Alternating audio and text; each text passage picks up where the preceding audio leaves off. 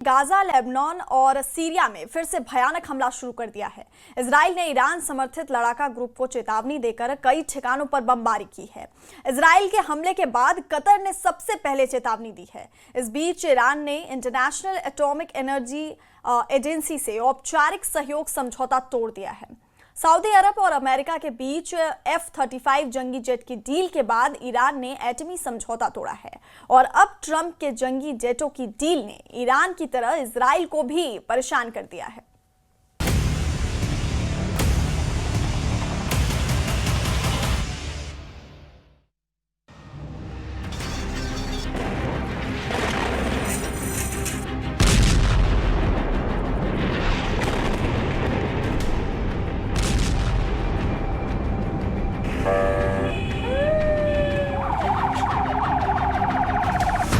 Gaza से Lebanon तक फिर भड़क उठी जंग की ज्वाला।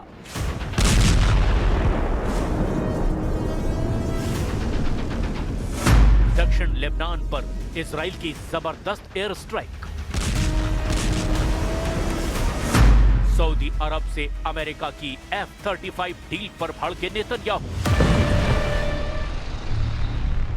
एक बार फिर इजराइल की वॉर मशीन ने जंग के उन शोलों को भड़का दिया है जो बीते कुछ दिन से चिंगारी बनकर सुलग रहे थे।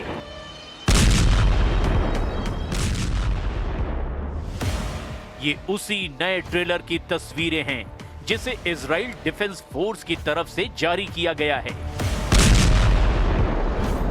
एक स्ट्राइक और सब खत्म।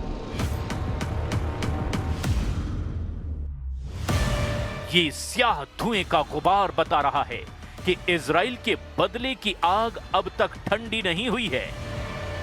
ये धुआं सिर्फ जली हुई इमारतों का नहीं है, ये उस आग का सबूत है जो अब गाजा की सीमाएं पार करके दक्षिण लेबनान तक पहुंच चुकी है।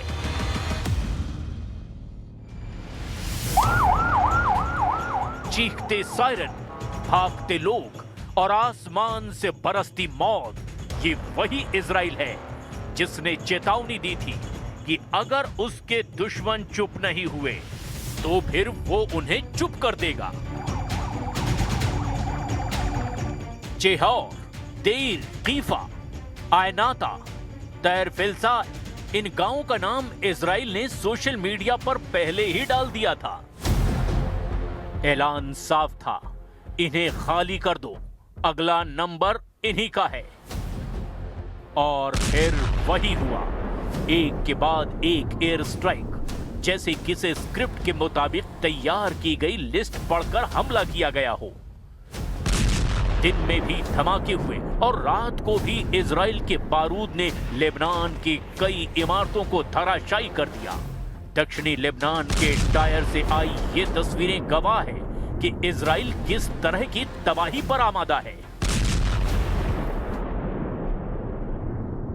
خير ولاد بلدنا بخير وهذه السلام عليكم. البيت فاضي ما كنت بالبيت؟ لا كانت العائلة بقلبه وبعد التهديد ظهرنا من العائلة. تم الإخلاء. इजराइल कह रहा है कि ये हमला हिजबुल्लाह के मिलिट्री इंफ्रास्ट्रक्चर पर है, लेकिन जो तस्वीरें दुनिया देख रही है वो बताती है कि जंग का दायरा सिर्फ लड़ाकों तक सीमित नहीं रहा। इजराइल का दावा है कि हिजबुल्लाह दोबारा सीमा पर तैयारियां कर रहा था, लेकिन लेबनान का कहना है कि वो पहले ही अमेरिका फ्रांस की बनाई शर्तों का पालन कर रहा है। सच जो भी हो, गोलाबारी बढ़ रही है, धुआं गहरा रहा है और खाड़ी से भूमध्य सागर तक तनाव की एक नई लहर पैदा हो चुकी है।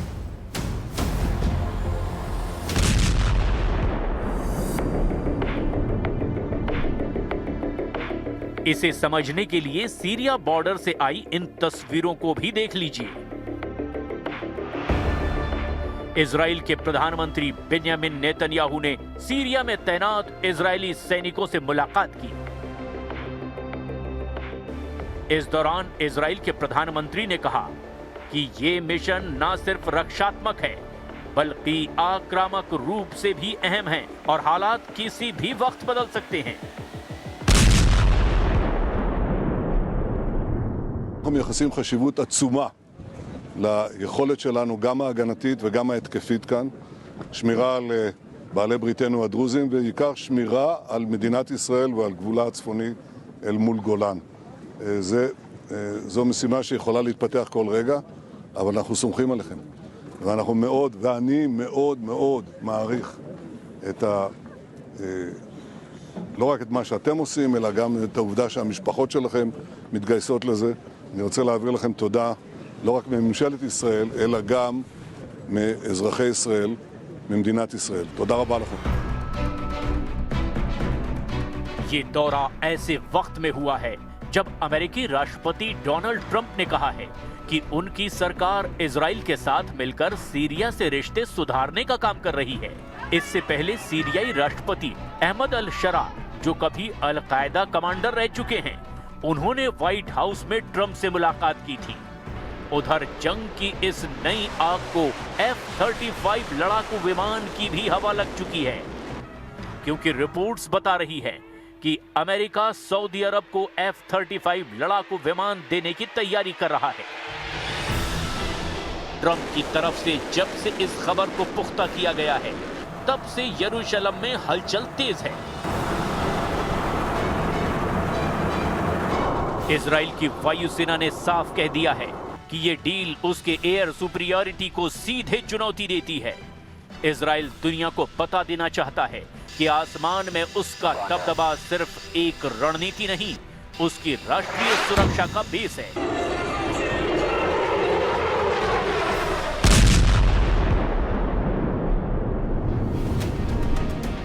दशकों से वही सबसे एडवांस्ड जेट उड़ा रहा है, वही सबसे तेज हमला करता है और वही तय करता है कि हवा में कौन कितना ताकतवर है।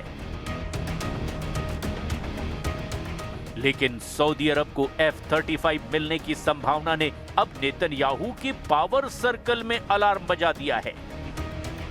अगर रियाद के पास वही स्टेल्थ जेट आ गए जो आज सिर्फ इजराइल चला रहा है, तो सऊदी अरब के पास होने से मिडिल ईस्ट के आसमान का गणित बदल जाएगा। They're going to purchase F-35s. They're buying them from Lockheed, and it's a great plane. We make, by the way, the best military equipment. You saw that during the Iran little skirmish. We make the best planes, the best missiles. We make the best defensive missiles. We make the best military equipment in the world. अब असली सवाल यही है कि आखिर F-35 पर इतना हंगामा क्यों? क्यों इजराइल का सत्ता गलियारा इस एक डील से बेचैन हो उठा है? इसका जवाब F-35 की उस काबिलियत में छुपा हुआ है जो आज दुनिया के किसी भी लड़ाकू विमान को मात देती है। F-35 कोई साधारण फाइटर जेट नहीं, यह आसमान से गायब हो जाने वाला हथियार है। स्टेल्थ तकनीक इसका सबसे बड़ा कवच है। रडार इसे पकड़ नहीं पाते, मिसाइल इसे लॉक नहीं कर पाती और दुश्मन को पता भी नहीं चलता कि खतरा ठीक ऊपर मंडरा रहा है। यही वो क्षमता है जिसने मिडिल ईस्ट के आसमान में इजराइल को दशक भर से अदृश्य ताकत बनाकर रखा है। इजराइल के एयरबेस से उड़ने वाला हर F-35 असल में एक फ्लाइंग कंप्यूटर है। ये सिर्फ बम नहीं गिराता, ये दुश्मन की बातचीत सुन सकता है, कमांड सेंटर हैक कर सकता है और हजारों फीट ऊपर से युद्ध क्षेत्र को ऐसे स्कैन करता है जैसे किसी एक्सरे मशीन ने पूरी लड़ाई की तस्वीर सामने ला दी हो। अब सोचिए, अगर यही ताकत सऊदी अरब को मिल जाए, जिसे इजराइल अब तक अपने पूरे क्वालिटेटिव मिलिट्री एज का आधार मानता आया है, वही हथियार पड़ोस में भी पहुंच जाएगा। और यही बात नेतन्याहू सरकार को सबसे ज्यादा खटक रही है। अमेरिकी राष्ट्रपति की मंजूरी के बाद यह डील अब हवा में नहीं बल्कि जमीन पर उतरने के करीब है। और इजराइल का डर सिर्फ इतना ही नहीं है कि रियाद के पास नए जेट होंगे। डर इस बात का है कि F-35 की टेक्नोलॉजी का एक भी हिस्सा गलत हाथों में पहुंचा तो मिडिल ईस्ट का सामरिक संतुलन उसी समय उलट पलट जाएगा।